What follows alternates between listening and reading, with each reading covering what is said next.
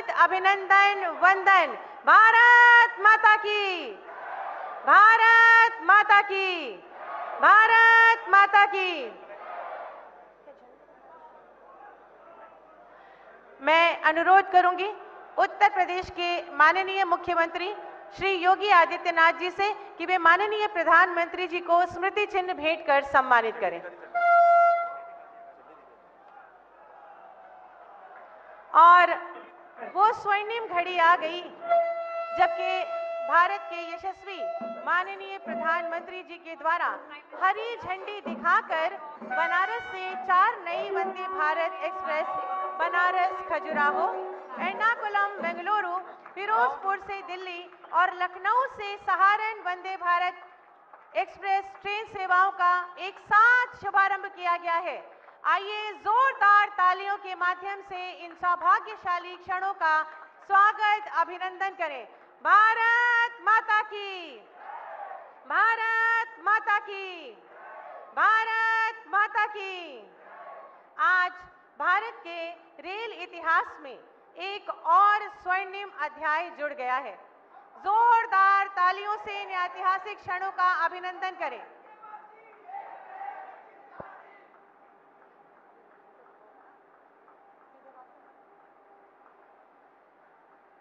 यह क्षण केवल नई ट्रेन सेवाओं का आरंभ नहीं, बल्कि आत्मनिर्भर भारत की दिशा में बढ़ता एक और सशक्त और आत्मनिर्भर कदम।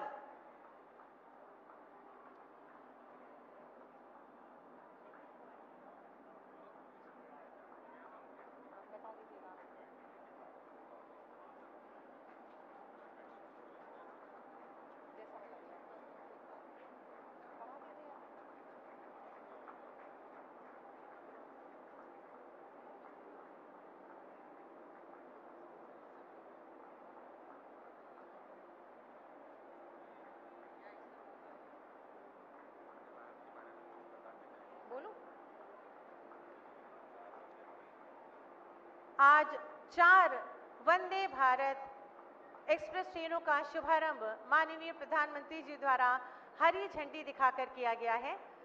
वंदे भारत एक्सप्रेस ने हर भारतवासी के जीवन को एक नई दिशा, नई गति और नई ऊर्जा दी है।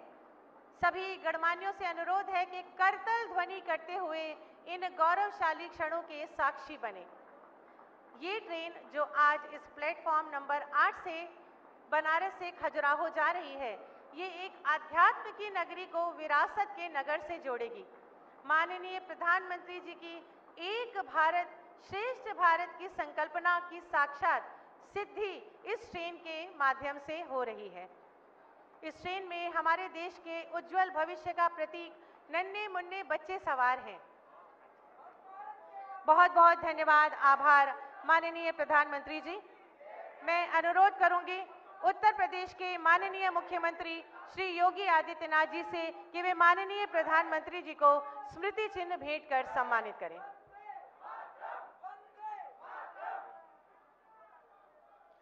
स्वागत, अभिनंदन, वंदन माननीय प्रधानमंत्री जी। अब मैं अनुरोध करूंगी माननीय केंद्रीय रेल मंत्री श्री अश्विनी वैष्णव जी से कि वे माननीय प्रधानमंत्री जी को स्मृति चिन्ह भेंट कर सम्मानित करें। आपका स्वागत है, अभिनंदन है, वंदन है माननीय। बहुत बहुत धन्यवाद, आभार माननीय। अब मैं बहुत ही आदर के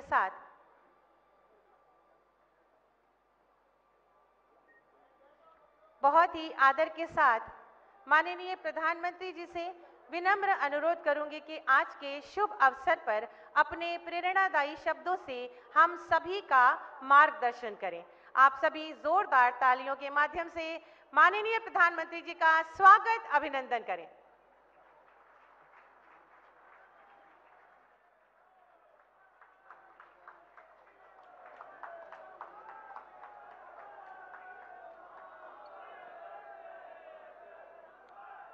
हर हर महादेव।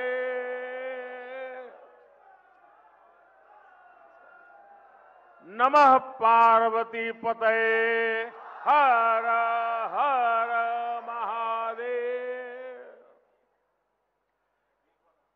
उत्तर प्रदेश के ऊर्जावान मुख्यमंत्री योगी आदित्यनाथ जी, केंद्रीय मंत्रिमंडल में मेरे साथी और विकसित भारत की मजबूत नींव रखने के लिए जो टेक्नोलॉजी के क्षेत्र में आज बहुत उत्तम कार्य हो रहा है, उसका नेतृत्व संभालने वाले भाई अश्विनी वैष्णव जी,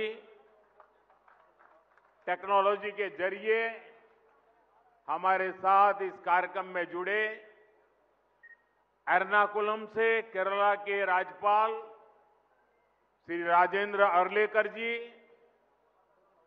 केंद्र में मेरे साथी सुरेश गोपी जी, जॉर्ज कुरियन जी, केरला के इस कार्यक्रम में उपस्थित अन्य सभी मंत्री, जनप्रतिनिधिगण, फिरोजपुर से जुड़े केंद्र में मेरे साथी, पंजाब के नेता रवनीत सिंह बिट्टू जी, वहां उपस्थित सभी जनप्रतिनिधि, लखनऊ से जुड़े यूपी के डिप्टी सीएम ब्रजेश पाठक जी, अन्य महानुभाव और यहां उपस्थित काशी के मेरे परिवारजन,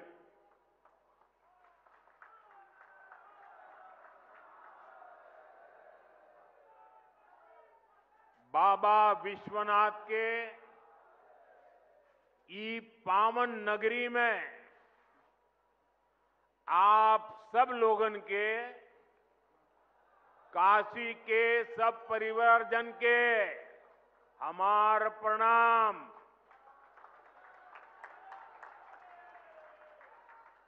हम देखनी देव दीपावली पर कितना अद्भुत आयोजन भइल।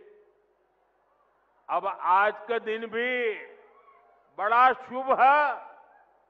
हम ई विकास पर्व के आप सब लोग के शुभकामना देत है। साथियों, दुनिया भर के विकसित देशों में आर्थिक विकास का बहुत बड़ा कारण वहां का इंफ्रास्ट्रक्चर रहा है। जिन भी देशों में बड़ी प्रगति, बड़ा विकास हुआ है, उनके आगे बढ़ने के पीछे बहुत बड़ी शक्ति वहां के इंफ्रास्ट्रक्चर डेवलपमेंट की है। अब मान लीजिए कोई इलाका है, लंबे समय से वहां रेल नहीं जा रही है, रेल की पटरी नहीं है, ट्रेन नहीं आती है, स्टेशन नहीं है, लेकिन जैसे ही वहां पटरी लग जाएगी, स्टेशन बन जाएगा, उस नगर का अपने आप विकास शुरू हो जाता है। किसी गांव के अंदर सालों से रोड ही नहीं है, कोई रास्ता ही नहीं, कच्चे मिट्टी के रास्ते पर लोग जाते आते रहते हैं, लेकिन जैसे ही एक छोटा सा रोड बन जाता है, किसानों की आवाजाही, किसानों का माल वहां से बाजार में जाना शुरू हो जाता है। मतलब इंफ्रास्ट्रक्चर यानी बड़े बड़े ब्रिज, बड़े बड़े हाईवे, इतना ही नहीं होता है। कहीं पर भी जब ऐसी व्यवस्थाएं विकसित होती है तो उस क्षेत्र का विकास शुरू हो जाता है। जैसा हमारा गांव का अनुभव है, जैसा हमारे कस्बे का अनुभव है, जैसा हमारे छोटे नगर का अनुभव है, वैसा ही पूरे देश का भी होता है। कितने एयरपोर्ट बने, कितनी वंदे भारत ट्रेनें चल रही हैं, दुनिया के कितने देशों से हवाई जहाज आते हैं, ये सारी बातें विकास के साथ जुड़ चुकी है। और आज भारत भी बहुत तेज गति से इसी रास्ते पर चल रहा है। इसी कड़ी में आज देश के अलग अलग हिस्सों में नई वंदे भारत ट्रेनों की शुरुआत हो रही है। काशी से खजुराहो वंदे भारत के अलावा फिरोजपुर दिल्ली वंदे भारत, लखनऊ सहारनपुर वंदे भारत और एर्नाकुलम बेंगलुरु वंदे भारत, इसको भी हरी झंडी दिखाई गई है। इन 4 नई ट्रेनों के साथ ही अब देश में 160 से ज्यादा नई वंदे भारत ट्रेनों का संचालन होने लगा है। मैं काशी वासियों को, सभी देशवासियों को इन ट्रेनों की बहुत बहुत बधाई देता हूं। साथियों, आज वंदे भारत, नमो भारत और अमृत भारत जैसी ट्रेनें भारतीय रेलवे की अगली पीढ़ी की नींव तैयार कर रही है। ये भारतीय रेलवे को ट्रांसफॉर्म करने का एक पूरा अभियान है। वंदे भारत भारतीयों की, भारतीयों द्वारा, भारतीयों के लिए बनाई हुई ट्रेन है, जिस पर हर भारतीय को गर्व है। वरना पहले हम कर सकते हैं क्या? ये तो विदेश में हो सकता है, हमारे यहां होता। होने लगा कि नहीं होने लगा? हमारे देश में बन रहा है कि नहीं बन रहा है? हमारे देश के लोग बना रहे हैं कि नहीं बना रहे? ये हमारे देश की ताकत है। और अब तो विदेशी यात्री भी वंदे भारत को देखकर अचंभित होते हैं। आज जिस तरह से भारत ने विकसित भारत के लिए अपने साधनों को श्रेष्ठ बनाने का अभियान शुरू किया है, ये ट्रेनें उसमें एक मील का पत्थर बनने जा रही है। साथियों, हमारे भारत में सदियों से तीर्थ यात्राओं को देश की चेतना का माध्यम कहा गया है। ये यात्राएं केवल देव दर्शन का मार्ग नहीं है, बल्कि भारत की आत्मा को जोड़ने वाली पवित्र परंपरा है। प्रयागराज, अयोध्या, हरिद्वार, चित्रकूट, कुरुक्षेत्र, ऐसे अनगिनत तीर्थ क्षेत्र हमारी आध्यात्मिक धारा के केंद्र है।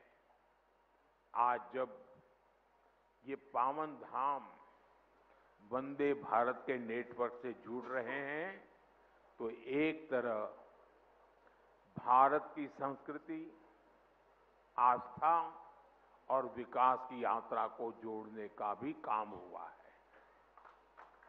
ये भारत की विरासत के शहरों को देश के विकास का प्रतीक बनाने की तरफ एक अहम कदम है।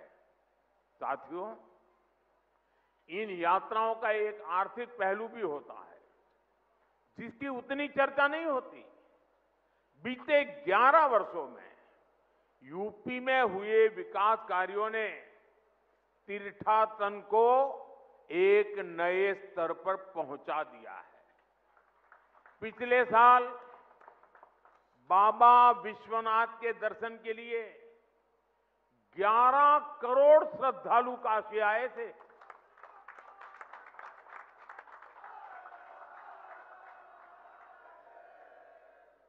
अयोध्या में राम मंदिर के निर्माण के बाद 6 करोड़ से ज्यादा लोग रामलला के दर्शन कर चुके हैं। यूपी की अर्थव्यवस्था को इन श्रद्धालुओं ने हजारों करोड़ रुपए का लाभ पहुंचाया है। इन्होंने यूपी के होटलों, व्यापारियों, ट्रांसपोर्ट कंपनियों, स्थानीय कलाकारों, नाव चलाने वालों को निरंतर कमाई का अवसर दिया है। इसके कारण अब बनारस के सैकड़ों नौजवान अब ट्रांसपोर्ट से लेकर बनारसी साड़ियों तक हर एक चीज में नए नए व्यापारों को शुरू कर रहे हैं। इन सब की वजह से यूपी में, काशी में समृद्धि का द्वार खुल रहा है। साथियों, विकसित काशी से विकसित भारत का मंत्र साकार करने के लिए हम लगातार यहां भी इंफ्रास्ट्रक्चर के अनेक काम कर रहे हैं। आज काशी में अच्छे अस्पताल, अच्छी सड़कें, गैस पाइपलाइन से लेकर इंटरनेट कनेक्टिविटी की व्यवस्थाएं लगातार विस्तार भी हो रहा है, विकास भी हो रहा है और क्वालिटेटिव इंप्रूवमेंट भी हो रहा है। रोपवे पर तेजी से काम हो रहा है। गंजारी और सीगरा स्टेडियम जैसे स्पोर्ट्स इंफ्रास्ट्रक्चर भी अब हमारे पास है। हमारा प्रयास है कि बनारस आना, बनारस में रहना और बनारस की सुविधाओं को जीना सबके लिए एक खास अनुभव बने। साथियों, हमारी सरकार का प्रयास काशी में स्वास्थ्य सेवाओं में लगातार सुधार का भी है। 10-11 साल पहले स्थिति ये थी कि गंभीर बीमारी का इलाज कराना हो तो लोगों के पास सिर्फ बीएचयू का विकल्प होता था और मरीजों की संख्या इतनी ज्यादा होती थी कि पूरी रात खड़े रहने के बाद भी इन्हें इलाज नहीं मिल पाता था। कैंसर जैसी गंभीर बीमारी होने पर इलाज के लिए लोग जमीन और खेत बेचकर मुंबई जाते थे। आज काशी के लोगों की इन सारी चिंताओं को हमारी सरकार ने कम करने का काम किया है। कैंसर के लिए महामना कैंसर अस्पताल, आंख के इलाज के लिए शंकर नेत्रालय, बीएचयू में बना अत्याधुनिक ट्रॉमा सेंटर और शताब्दी चिकित्सालय, पांडेयपुर में बना मंडलीय अस्पताल, ये सारे अस्पताल आज काशी, पूर्वांचल समेत आसपास के राज्यों के लिए भी वरदान बने हैं। इन अस्पतालों में आयुष्मान भारत और जन औषधि केंद्र की वजह से आज गरीबों को लाखों लोगों के करोड़ों रुपयों की बचत हो पा रही है। एक तरफ इससे लोगों की चिंता खत्म हुई है, दूसरी तरफ काशी इस पूरे क्षेत्र की हेल्थ कैपिटल के रूप में जाना जाने लगा है। साथियों, हमें काशी के विकास की ये गति, ये ऊर्जा बनाए रखनी है ताकि भव्य काशी तेजी से समृद्ध काशी भी हो और पूरी दुनिया से जो भी काशी आए वो बाबा विश्वनाथ की इस नगरी में सभी को एक अलग ऊर्जा, एक अलग उत्साह और अलग आनंद मिल सके। साथियों, अभी मैं वंदे भारत ट्रेन के अंदर कुछ विद्यार्थियों से बात कर रहा था। मैं अश्विनी जी को बधाई देता हूं, उन्होंने एक अच्छी परंपरा शुरू की है।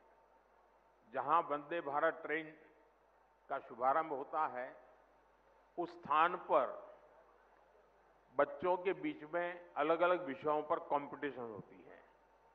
विकास के संबंध में, वंदे भारत के संबंध में, अलग अलग विकसित भारत की कल्पना के चित्रों के संदर्भ में, कविताओं को लेकर के।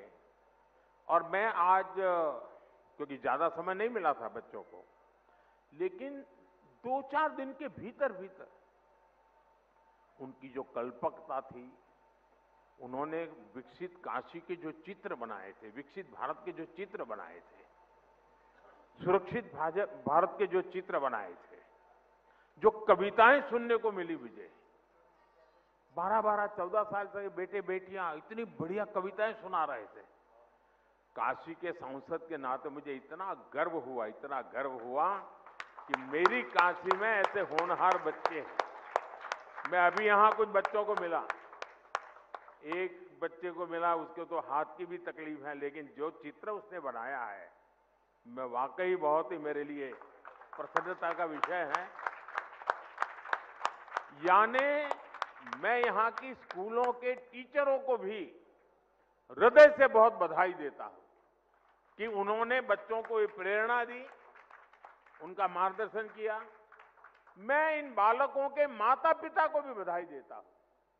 जरूर उन्होंने भी कोई न कोई योगदान किया होगा, तब इतना सुंदर कार्यक्रम इन्होंने किया होगा। मेरा तो मन में विचार आया कि एक बार यहां इन बच्चों का कवि सम्मेलन करें और उसमें से 8-10 जो बढ़िया बच्चे हो उनको देश भर में ले जाए, उनसे कविताएं करवाए। इतना प्रभावी था।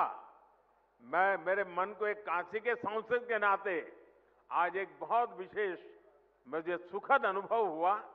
मैं इन बच्चों का हृदय से बहुत बहुत अभिनंदन करता हूं, बधाई कर देता हूं।